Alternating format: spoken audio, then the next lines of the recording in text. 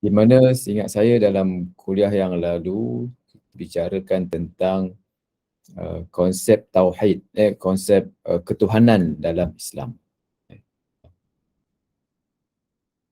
Konsep ketuhanan dalam Islam. Okay. Dan insyaAllah pada hari ini kita akan pergi kepada satu topik berkaitan dengan etisma dan agnostik. Okay. Kerana dalam usaha ataupun dalam proses kita meyakini dan membuktikan kewujudan Allah Subhanahu Wa Taala, ada di sana pihak-pihak yang tidak bersetuju dan mereka menafikan kewujudan Allah Subhanahu Wa Taala. Sampai satu tahap mereka membenci dan mereka menolak dan bersungguh-sungguh memerangi konsep tauhid dan menidakkan kewujudan Allah Subhanahu Wa Taala. Mereka ni dikenali sebagai etis dan yang agak kurang sedikit daripada etis dipanggil dengan agnostik. Agnostik. Okey.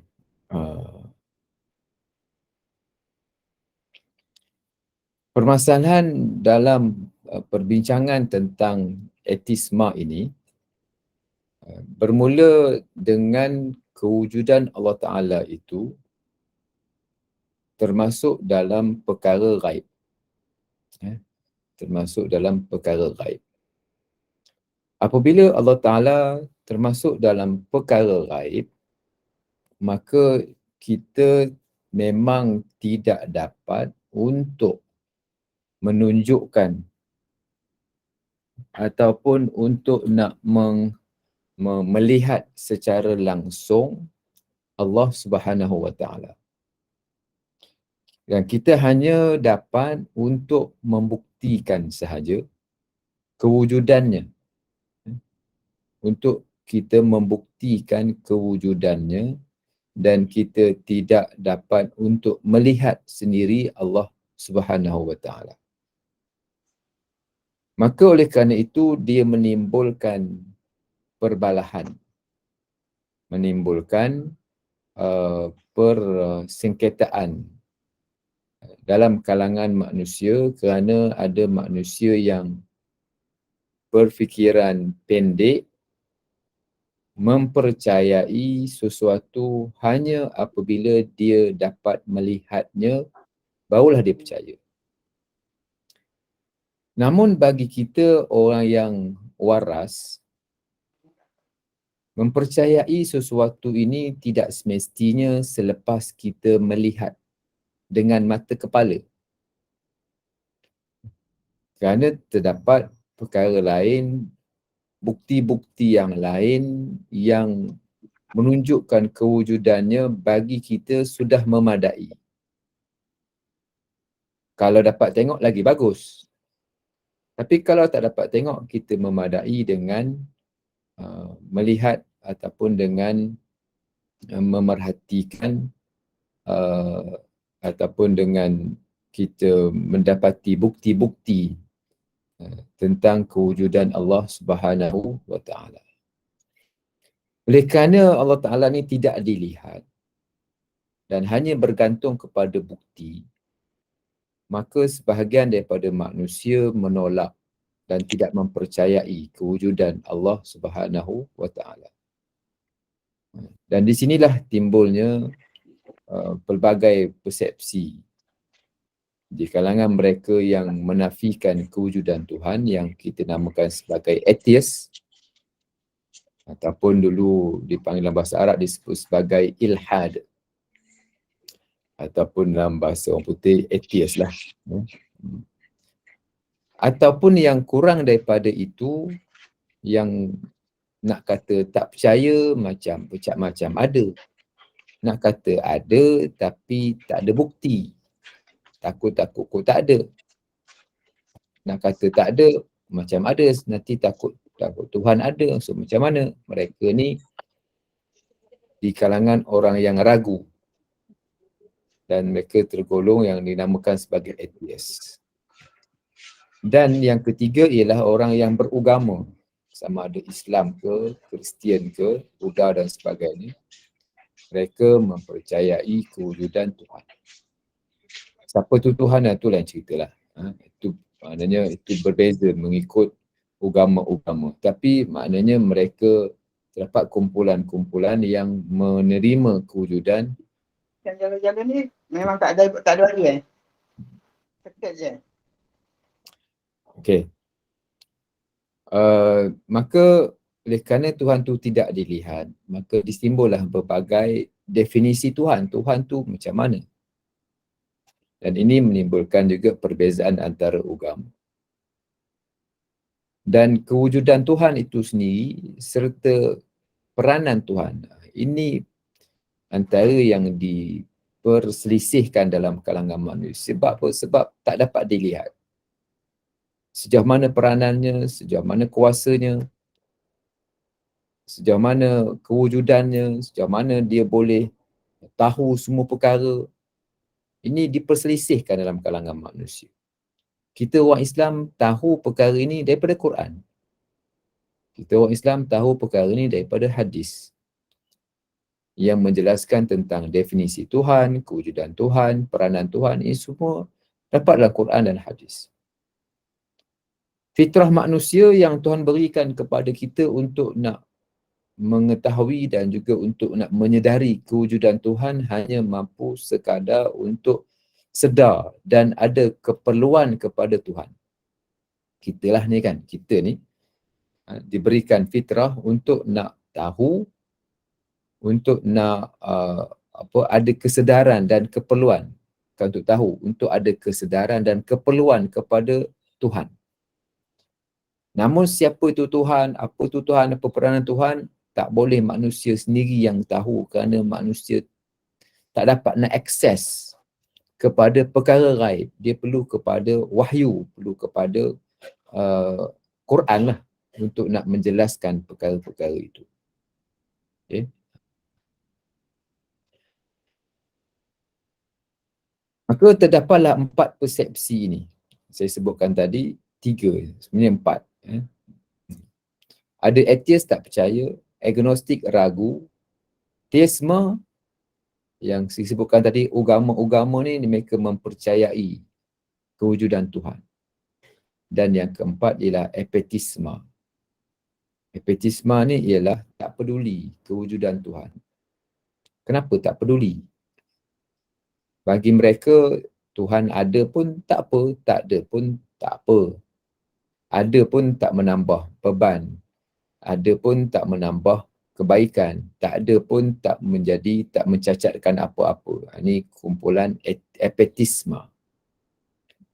Satu, ateis tak percaya langsung. Yang kedua, agnostik ragu ada ke tak ada ke tak. Yang ketiga, percaya kewujudan Tuhan. Yang keempat ni tak peduli. Mana ada pun tak apa, tak ada pun tak apa. Ada pun tak menambah nasib dia, katanya. Tak ada pun tak mencacatkan dia. Dia rasa okey je apa yang dia ada sekarang. Ini apatisma. Tuan-tuan rasa mana yang paling banyak daripada 4 kumpulan ni, mana yang paling banyak?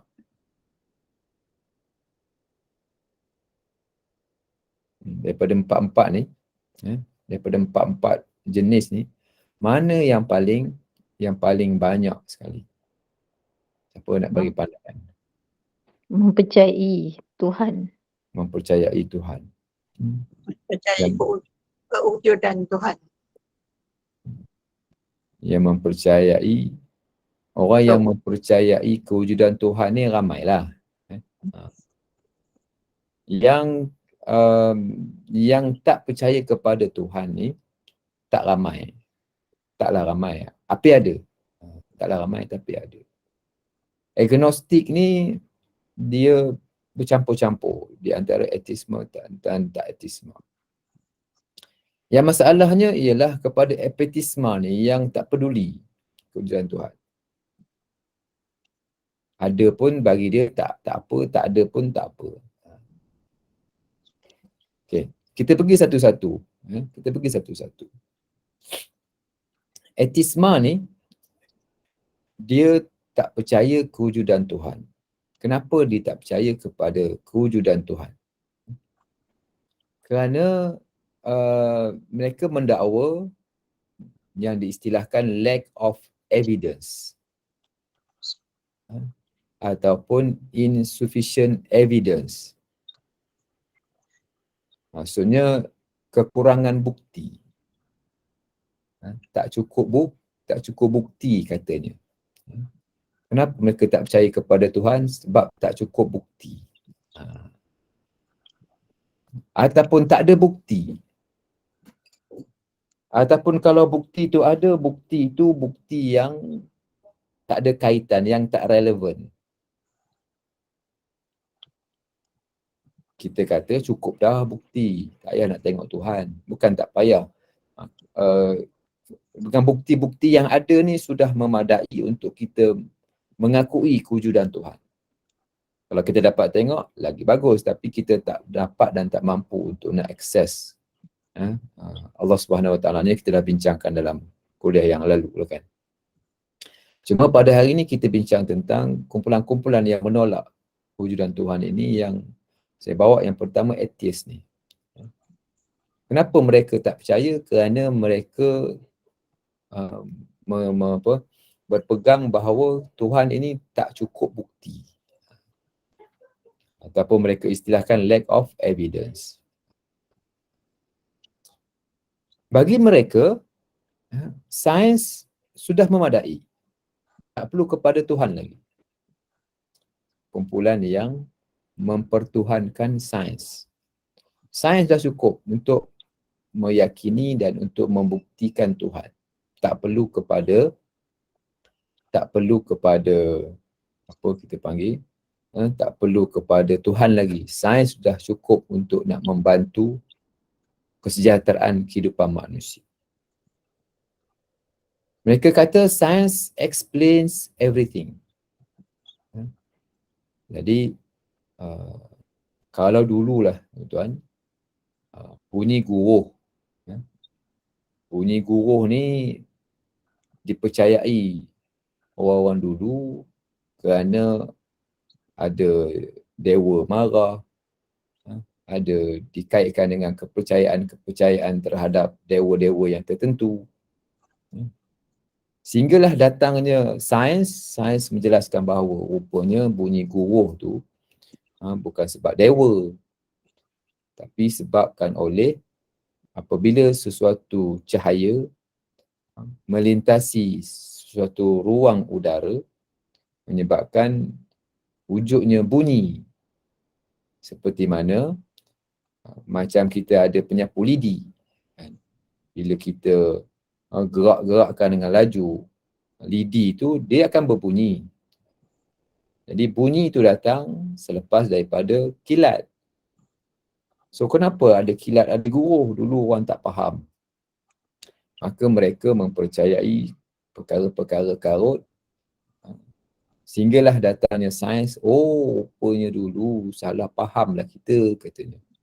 Apa yang kita salah faham? Salah faham dulu sebab mana ada dewa. Ini sebab sains.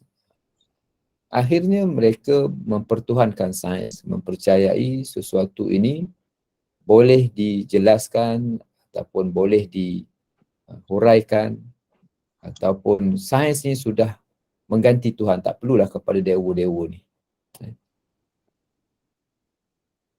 Jadi oleh kerana itu, kepergantungan mereka kepada Tuhan ni macam dah tak perlu lagi, kerana mereka perlu kepada sains. Tuhan bila dicakap, bila didoa, bukannya semua Tuhan terima, bukannya Tuhan ada, tak ada tak tidak. Ini kata mereka. Apa yang kita doa, tak semua dia dia tak terima pun, dia tak balas pun. Tuhan ni bagi mereka hanyalah satu persepsi sahaja.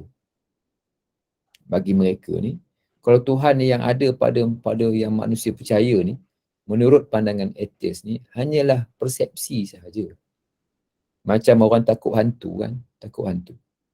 Bila dah takut sangat hantu, maka pokok pisang pun dianggap hantu. Bila dah takut, hantu tu tak ada katanya.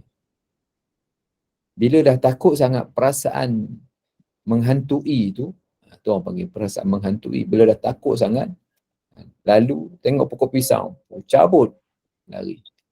Esok dia tengok, oh rupanya pokok pisang dah terkena aku, dia kata. Sebab apa? Sebab mereka kata itulah persepsi. Tuhan tu tak ada. Tapi apabila dipikir-pikirkan ada, maka adalah dia. Dia bukanlah sebenar. Hanyalah kepercayaan sahaja. Itu kata atheist. Jadi kita dah tak perlu kepada Tuhan dah. Sains dah ada. Itu kata dia. Okey. Jadi inilah agnostik. Sebab bagi mereka, kewujudan Tuhan tidak dapat diketahui. Kita tak tahu macam mana rupa Tuhan. Macam mana kita nak percaya? Dan perkataan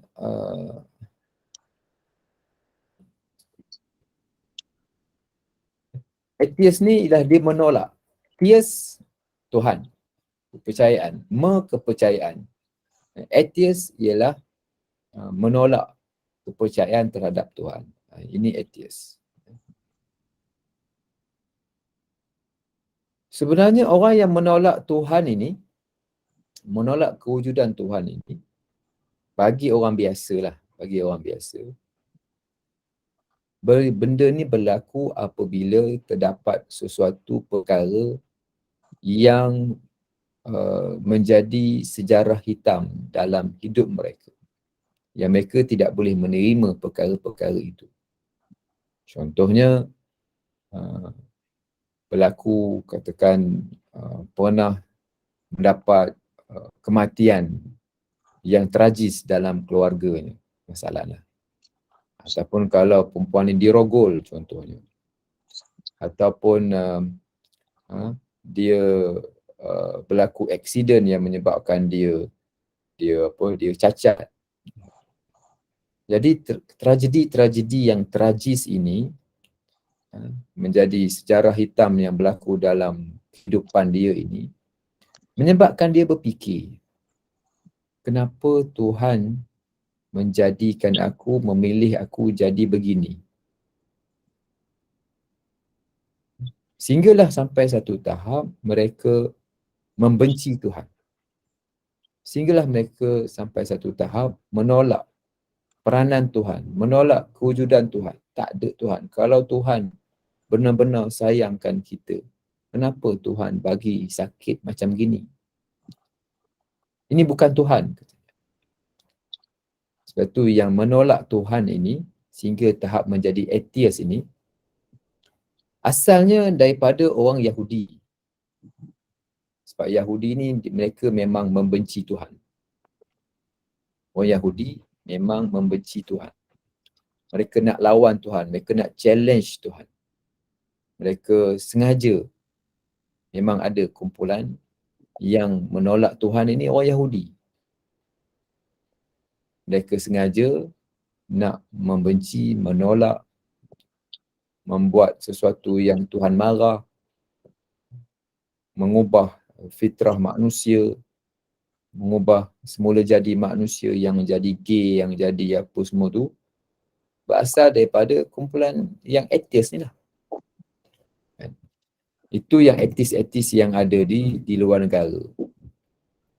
Yang ada dalam negara ini, kalau ada pun kebanyakan yang terpengaruh dengan atheist ini kerana mereka ada masalah yang saya sebutkan tadi, masalah psikologi. Masalah contohnya berlakunya kematian yang tragis, terbunuh, masalahnya adik keluarga dia menjadi aksiden contohnya, ataupun dia dibuang oleh keluarganya, hidup di jalanan kan. Dan mereka ni berfikir, kenapa aku dipilih hidup segini? Kenapa Tuhan tak pilih aku menjadi anak orang kaya? Kenapa Tuhan tak bagi senang kepada aku? Kenapa aku dipilih susah? Apa salah aku? Apa dosa aku yang aku buat sehingga aku dihukum begini? Ini ujian-ujian yang diterima oleh mereka yang terpengaruh dengan atheist. Lalu keraguan-keraguan itu kuat. Sangat kuat dalam minda mereka. Bila sampai satu tahap, kuatnya keraguan-keraguan ini menyebabkan mereka tidak dapat untuk melawan fahaman ataupun akidah yang ditanamkan dulu Allah Ta'ala ni ada. Dulu mereka percaya Tuhan ada, tetapi bila mereka dah hidup susah, mereka dirasa mendapat nasib yang tak baik, akhirnya mereka menolak Tuhan. So, penolakan mereka terhadap Tuhan ini disebabkan oleh masalah tadilah, masalah psikologi, masalah apa ni, sehingga mereka membenci Tuhan, menafikan kewujudan Tuhan dan terpengaruh dengan atheist. Sebab itu kalau tuan-tuan puan tengok dalam grup-grup WhatsApp, dalam grup Facebook, ada contohnya warung atheist. Ada contohnya warung atheist. Kalau nak ni kan, saya tulis sekali, warung atheist. Warung atheist ni adalah suatu grup WhatsApp, grup Facebook yang mengumpulkan atheist ni, dan juga orang-orang yang agama ada jugalah join kat situ. Tapi hari-hari marah kat Tuhan. Hari-hari marah kat Tuhan. Kata kutuk sanalah, kutuk Tuhan. Tapi orang kata, korang ni tak percaya kepada Tuhan. Tapi kenapa korang hari-hari korang maki Tuhan? Sepatutnya kalau korang tak percaya kepada Tuhan, tak payahlah nak bicarakan tentang Tuhan. Kan Tuhan tu tak ada, korang nak bicara buat apa? Rupanya bukanlah mereka ni benar-benar tak percaya sebenarnya, tetapi pada hakikatnya, tapi mereka tak ngaku, pada hakikatnya mereka berdendam. Pada hakikatnya mereka berdendam dengan Tuhan. Kenapa mereka berdendam? Kerana tadilah mungkin ada masalah-masalah psikologi, satu. Yang kedua, dan memang ada orang yang berfahaman begitu, yang aktif nak melawan ataupun yang aktif mempertahankan, menyerang mereka-mereka yang beragama ada. Ada pelajar-pelajar saya di-approach oleh atheist. Kan? Dia kata, kau pernah doa tak? Doa. Adakah doa Tuhan jawab doa kamu? Dia kata. Dia cuba nak memberikan keraguan. Tuhan terima tak doa kamu?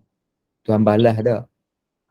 Dia cuba nak approach dan dia nak bagikan keraguan kepada seorang pelajar saya lah. Jadi inilah yang berlaku sebenarnya, mereka berdendam, marah. Dan melarut-larut lah. Bila melarut-larut tu, dia cakap-cakap yang macam-macam. Dan kalau kita berdebat dengan mereka, bila berdebat dengan mereka, memang kita berkalah-kalah. Mereka tak akan mengalah. Tak akan mengalah. Kenapa tak akan mengalah? Sebab metodologi kita dengan mereka tu tak sama. Metodologi kita dengan mereka tak sama. Metod kita ialah berpegang dengan bukti. Berpada dengan bukti. Metod mereka nak tengok baru nak percaya. Habis ceritalah tuan-tuan.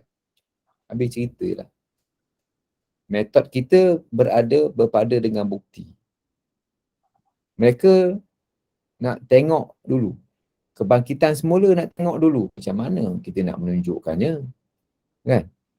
Bangkitan semula macam mana kita nak tunjukkan? Kita boleh bagi tahulah. Ada dulu kisah Ashabul Kahfi, orang tidur 300 tahun. Mudah mereka tak percaya. Dapat dalam Quran mereka tak percaya. Ada dulu kisah dalam Quran juga, orang yang dimatikan 100 tahun. Dalam surah Al-Baqarah, kalau tak silap saya. Ayat yang keberapa saya lupa. Dimatikan 100 tahun. Ada dalam Quran. Dah Quran yang kita tak percaya, mana kita nak nihatkan? Jadi, logik yang mereka terima, mereka nak tengok dulu habis cerita lah. Memang kita tak dapat nak menunjukkan lah, kan? Kalau macam gitu, habis cerita lah. Kalau tak percaya juga, kita dah bagi tahu gini, dia tak percaya. So nak macam mana? Sebab metodologi kita berbeza. Kalau metod berbeza ni memang tak boleh lah. Tapi kalau mereka berpegang pada bukti, nak bukti, bila kita bagi bukti, mereka kata tak cukup bukti. Tak cukup bukti. Alam ni ada sebagai tanda kewujudan Tuhan. Sebagai tanda kewujudan Tuhan. So siapa tu Tuhan? Betulkah ada Tuhan? Entah. Jadi kita memang tak dapat nak membuktikan kewujudan Tuhan. Dan kalau kita yang tak berapa cukup ilmu ni nak berdebat dengan mereka, bimbang juga. Bimbang apa? Bimbang terpengaruh dengan idea-idea dan juga dengan keraguan-keraguan yang mungkin mereka berikan. Jadi kena hati-hati juga, kan, kalau katakan ada yang minat kalau minat yang berdialog dengan mereka, kan, sebab hujah mereka logik. Ada sebahagian yang terlibat dengan atheist ni, dia terpengaruh. Mereka kata bila terpengaruh, sebab orang tadi mungkin ada masalah-masalah psikologi.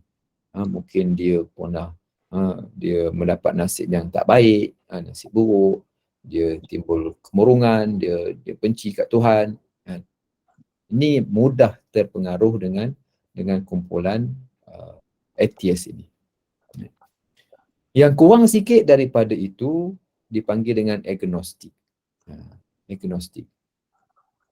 So agnostik ni dia kurang sikit daripada atheist kerana mereka berpandangan kewujudan Tuhan tidak dapat diketahui dan tidak boleh dibuktikan. Tak dapat diketahui dan tidak boleh dibuktikan. So dia kata Tuhan ni tak dapat nak dibuktikan kewujudannya.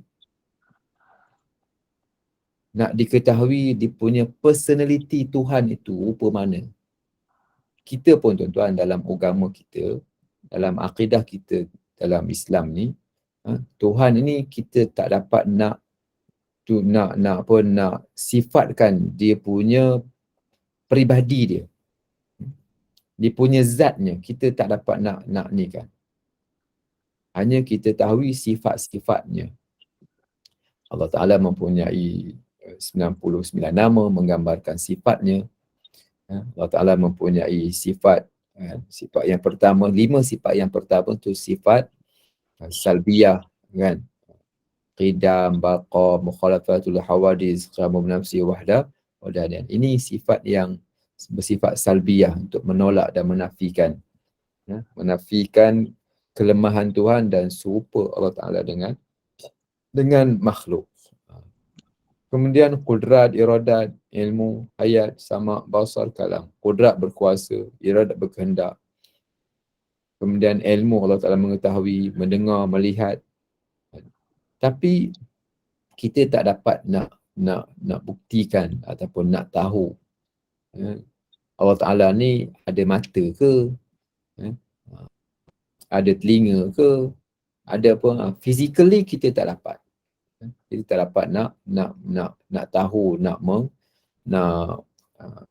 hanya kita tahu Allah Ta'ala mempunyai sifat-sifat yang ada pada zatnya.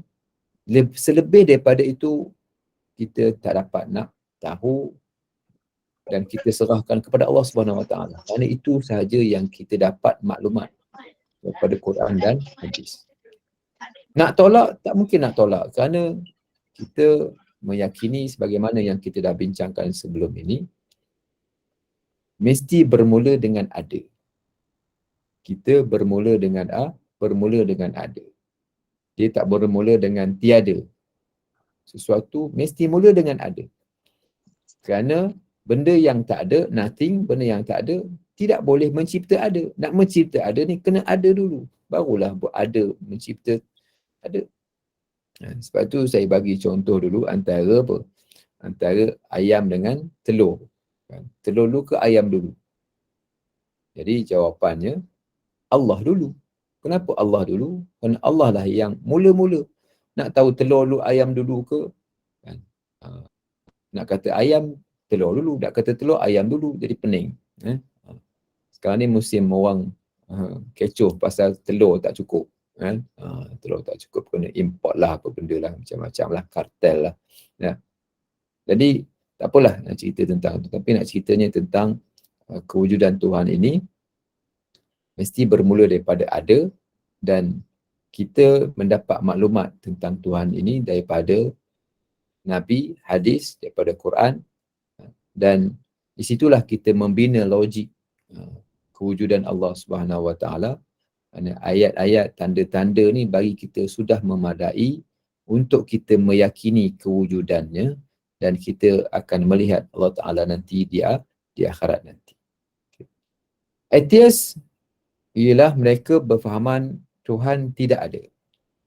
Agnostic, mereka berfahaman cannot be proven ataupun unproven, tidak dapat dibuktikan. Mereka percaya mungkin ada tapi tidak dapat dibuktikan. Maknanya agnostik ni dia apa nama, dia lenient lah sikit, dia lembut lah sikit.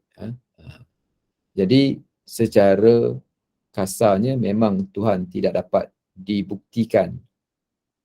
Bukan sahaja dibuktikan, maknanya dilihat secara mata kasar, bukan dibuktikan. Memang Tuhan tak dapat dilihat dan dibuktikan secara mata kasar, kerana kita tidak cukup untuk nak melihat Allah Subhanahu Wa Taala sebagaimana yang kita dah bincangkan dulu, kan, tentang ketidakmampuan manusia untuk melihat Allah Subhanahu Wa Taala. Ini kita dah bincangkan dalam kuliah yang lalu. So ringkasnya, theists believe that God exists, mempercayai kewujudan Tuhan. Kitalah orang yang beragama ni, kita mempercayai kewujudan Tuhan. Atheist mempercayai Tuhan tidak ada. Agnostik mempercayai Tuhan tidak patut ada, Tuhan juga tiada, dan kerana kewujudannya tidak dapat dibuktikan. Ini agnostik. Atheist ni kitalah orang yang beragama, sama ada Islam. Orang Kristian percaya agama, percaya Tuhan. Orang Hindu percaya Tuhan. Kita ni bila percaya Tuhan, tetapi definisi Tuhan, konsep Tuhan berbeza menurut agama-agama. Peranan Tuhan beza menurut agama. Sebagaimana yang saya sebutkan dalam mukadimah tadi, puncanya kerana Tuhan tu tidak ada. Tuhan itu bukan Tuhan itu tak ada. Oleh kerana Tuhan itu ghaib, maka timbullah pelbagai persepsi. Kita orang Islam meyakini Tuhan itu ada kerana dunia ini merupakan tempat ujian. Dunia ini merupakan tempat ujian. Bila tempat ujian, Tuhan nak tengok kita percaya ke tidak. Kalaulah Tuhan dah tunjukkan semua dan kita pun dapat tengok, syurga neraka dapat tengok, kan? Tuhan pun dapat tengok, malaikat dapat tengok, kebangkitan semula, kita dah sampai ke akhirat nanti sebulan tengok. Hilanglah nilai ujian. Itu hilang. Budak masuk periksa, dapat bawa sekali kertas jawapannya. Dah tahu kertas jawapan. Tak gunalah periksa lah. Kena periksa apa, jawapan dah ada. Orang nak menguji. Hidup kita di atas dunia ini sebagai tempat ujian. Bila sebagai tempat ujian, maka kita meyakini bahawa apa-apa yang Tuhan berikan kepada kita merupakan satu ujian yang dituntut untuk kita meyakini dan memahami sebagai suatu medan untuk membuktikan keyakinan kita kepada Allah Subhanahu wa taala. Okey. Kemudian apa lagi sini? Epetisma. Epetisma ni adalah mempercayai bahawa ataupun mereka ni tak peduli kepada Tuhan. Epetisma ni tak peduli kepada Tuhan. Banyak orang Islam terpengaruh dengan epetisma ni. Sebab tu mereka tak peduli masjid, surau, kuliah agama, ngaji Quran, apa pun tak peduli. Dia kata Tuhan ada pun aku macam ni juga, tak ada pun aku macam ni juga. Ini banyak. Epetisma ni banyak. Banyak penyakit dalam kalangan orang yang beragama. Mereka mungkin hanya percaya agama, percaya Tuhan bila nak raya, bila nak kahwin, bila nak sunat, bila nak mati. Lebih pada itu mereka tak kisah, ada pun tak apa, tak ada pun tak apa. Ini banyak penyakit ni berlaku dalam kalangan orang Islam. Okey, saya berhenti setakat itu dulu. Kalau ada apa-apa yang tuan-tuan nak tanya, nak apa, silakan. Silakan. Okey, kita buka soalan. Silakan bertanya. Ada soalan daripada Puan Nur Azhar. Apa beza etisma dengan epetisma? Etis tak percaya Tuhan. Epetisma ni tak peduli kewujudan Tuhan. Tak peduli. Epetisma ni tak peduli. Tak peduli ni aku kaya ke miskin ke bukan sebab Tuhan, tetapi sebab aku sendiri dah pandai. Aku sendiri dah hebat. Ini apa nama ni, epetisma ni banyak berlaku kepada orang Islam. Assalamualaikum Ustaz. Assalamualaikum warahmatullahi. Saya nak tanya, apa ni macam saya duduk kawan-kawan, betul kawan saya biasa dia selalu cakap macam ni. Kita pun tak tahu kita duduk solat ke, duduk sedekah ke, Allah terima ke tak. Sebab saya kata kat dia, kita kena percaya pada Allah, kita kena minta bagi dia terima lah kan. Tak boleh cakap macam tu. Jadi macam dengan dia orang tak apa Ustaz, macam tak mengakui ya Allah tu pemaaf kan. Ya. Maha lembut. Jadi saya selalu tegur lah macam tu lah. Boleh tak Ustaz? Okey. Jadi kita ni kena selalu memandang positif terhadap Tuhan. Memandang positif terhadap Tuhan. Memandang positif ni maksudnya kita rasa, kita yakin Allah Ta'ala memaafkan kita. Kita yakin Allah Ta'ala bersedia untuk menerima taubat kita asalkan kita ni benar-benar bertaubat kepada Tuhan. Jadi orang yang kata kita tak pasti, memanglah tak pasti, kita pun tak tahu. Kan? Kita pun tak tahu. Jadi, tapi oleh kerana kita tak tahu, kita harapkan yang terbaik lah. Kan? Harap yang terbaik. Macam anak kita masuk periksa. Kan?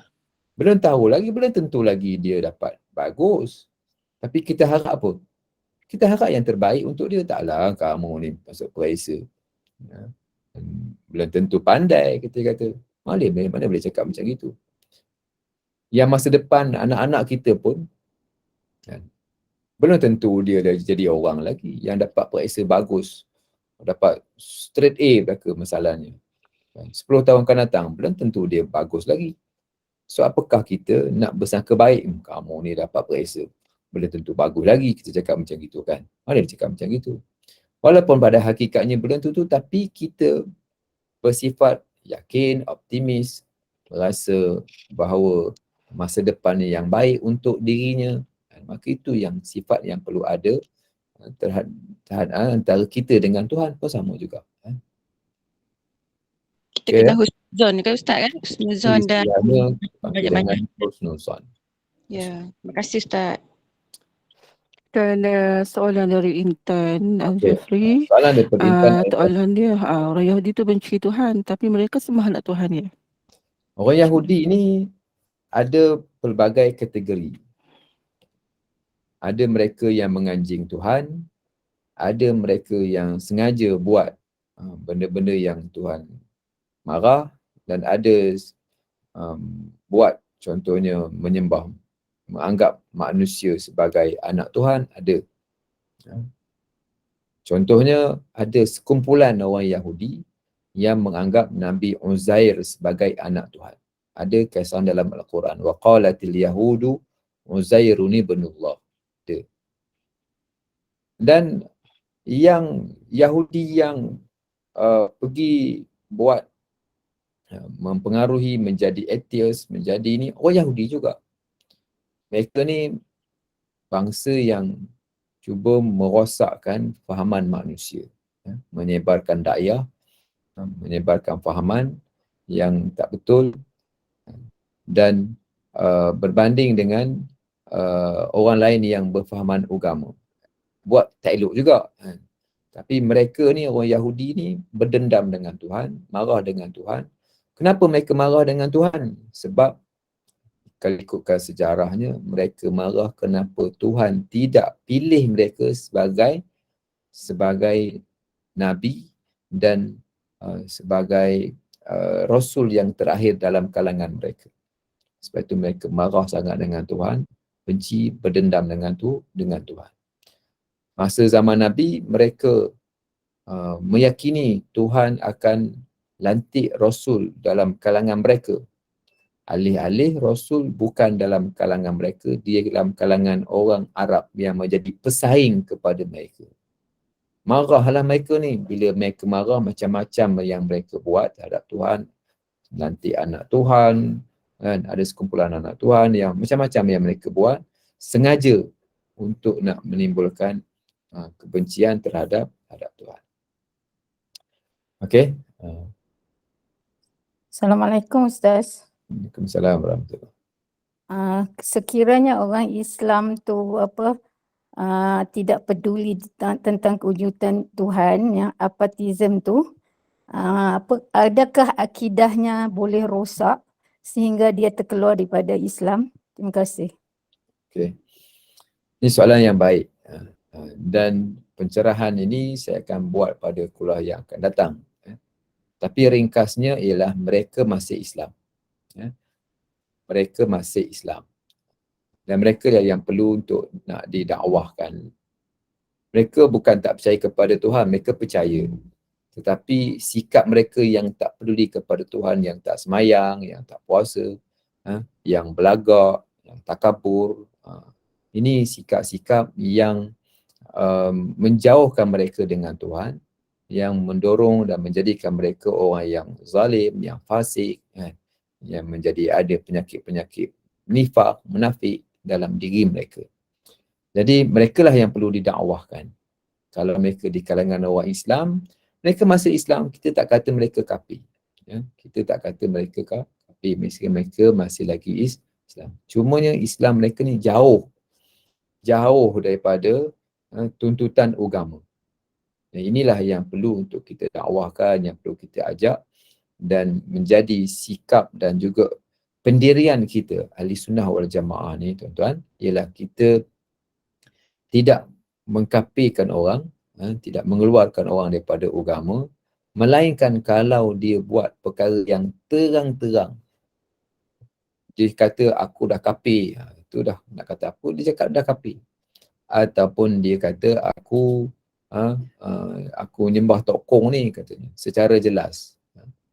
Jadi perkara-perkara inilah yang perlu untuk kita dekati mereka, ajak mereka, dakwah mereka kepada Islam, supaya lebih rapat dengan Masjid Surau. Ini kumpulan apatisme ni.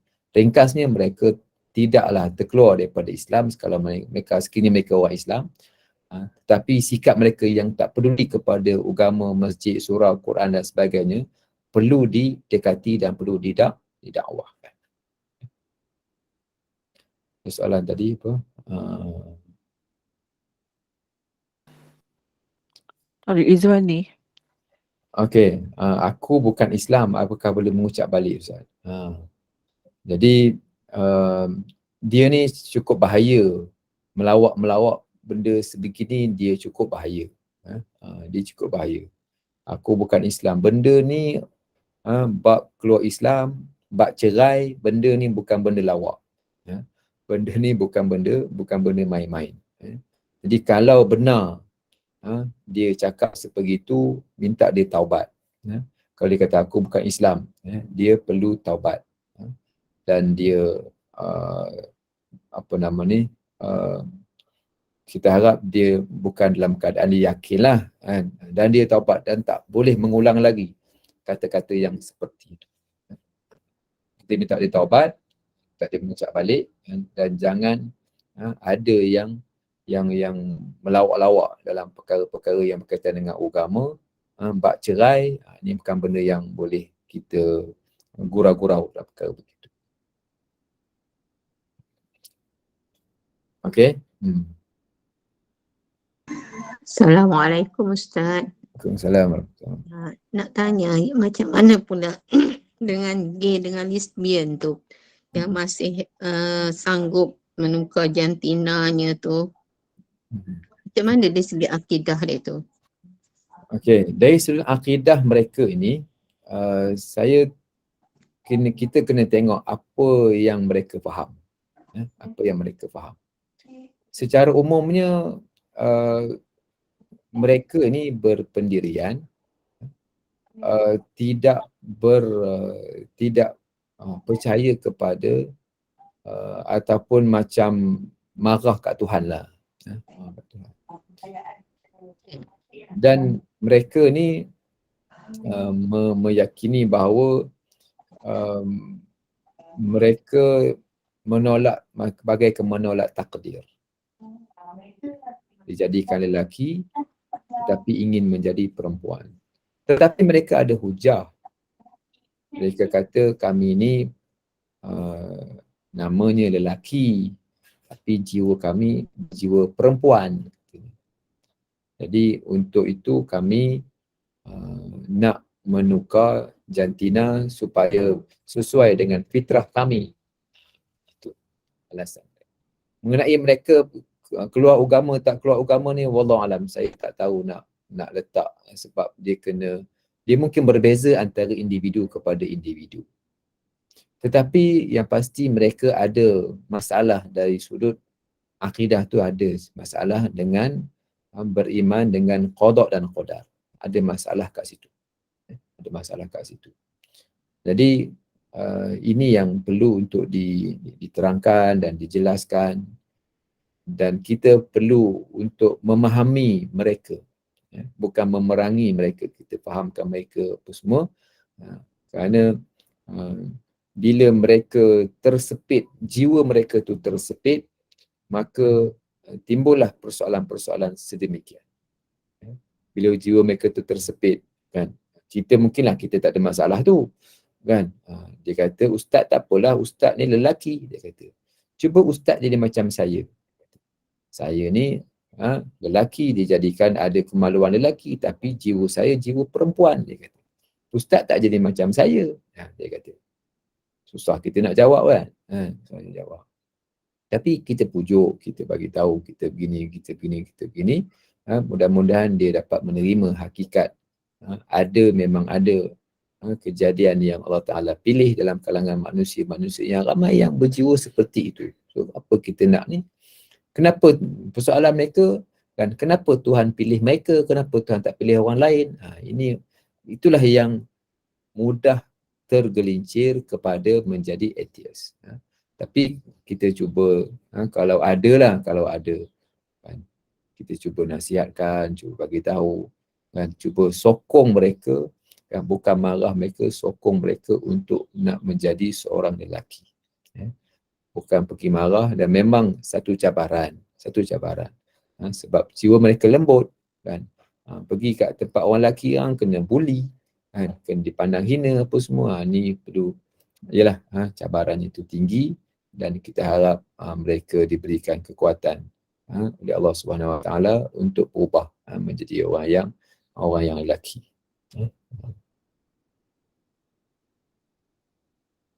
Soalan daripada Nur Faridah. Okey, hadapi anak-anak setiap orang yang tersayang dulu masa kecil cukup solat. Setelah dewasa habis tadi dah kerja, mulalah tinggalkan solat. Puasa. Jadi, yelah, kena berbincang, bukan marah. Sebab orang dewasa ni marah-marah dia tak jadi. Kena bincang, ajak bincang. Dekati mereka.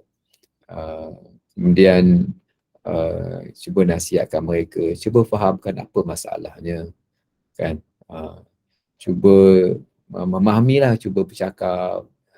Saya fikir itu antara cara yang boleh untuk nak meniakan dia, dan cari minta kawan-kawan dia misalnya yang baik untuk menasihatkan dia. Carikan, nasihatkan, jumpakan dengan orang yang baik. Harap itu dah yang boleh. Kalau pendekatan marah, saya rasa itu bukan pilihan yang utama. Kerana marah ni pilihan yang terakhir. Jadi, gunalah pendekatan tadilah, pendekatan berbaik, bercakap, kan. Dan kadang-kadang nak mengubah ni pun bukan masa setahun, bukan masa 2 tahun, kadang-kadang lama. Kita nak minta dia cakap, kita cakap dia berubah esok, tak, susah nak berubah esok. Ni mungkin akan makan masa yang kita boleh untuk mendekati, dan lepas tahun, 2 tahun, ataupun mungkin lepas dia kahwin, ataupun kita harapkan perubahan itu akan berlaku dalam hidupnya, dan biasanya nak mengubah dalam masa sehari 2 hari ni cukuplah sukar. Okey, saya rasa tu je yang dapat saya kongsikan dengan puan-puan pada hari ini. Nampak hari ni sampai 150 lebih nampak hari ni. 160 Ustaz, ramai. Alhamdulillah. Mudah-mudahan kita dapat manfaatkan insya-Allah. Wallahu alam. Assalamualaikum warahmatullahi wabarakatuh. Waalaikumsalam warahmatullahi wabarakatuh. Jazakallahu khair Al-Fadhil Ustaz Dr. Muhammad Faisal, dan terima kasihlah atas pencerahan dan perkongsian ilmu yang melalui rukun iman yang mengenai golongan ateis ni yang menolak kewujudan Tuhan, ya. Dan semoga perkongsian ilmu itu tu tadi sedikit sebanyak dapat membantu memberikan penjelasan dan kefahaman buat kita semua, dan semoga kita dapat memahami dan dapat melaksanakan segala peraturan yang ditetapkan oleh Allah Subhanahu Wa Taala. Dan selepas ini teruskan ke link yang sama untuk sesi kuliah duha kita bersama-sama dengan Ustaz Muhammad Nazim, ya. Dan dari pihak pengurusan, mohon maaf jika ada salah bicara daripada saya, dan kita tangguhkan dulu Ustaz majlis ilmu kita ini dengan kafaratul majlis dan surah Al-Asr. Silakan Ustaz. Bismillahirrahmanirrahim. Subhanakallahumma bihamdik, asyhadu an la ilaha illa anta, astaghfiruka wa atubu ilaik. Bismillahirrahmanirrahim. Wal 'asri innal insana lafi khusr, alladziina aamanu wa 'amilus shalihati wa tawassaw bil haqqi wa tawassaw bis sabr. Assalamualaikum warahmatullahi wabarakatuh. Waalaikumsalam warahmatullahi wabarakatuh. Terima kasih Ustaz. Terima kasih Ustaz. Assalamualaikum. Sama-sama. Waalaikumsalam. Assalamualaikum warahmatullahi wabarakatuh. Waalaikumsalam.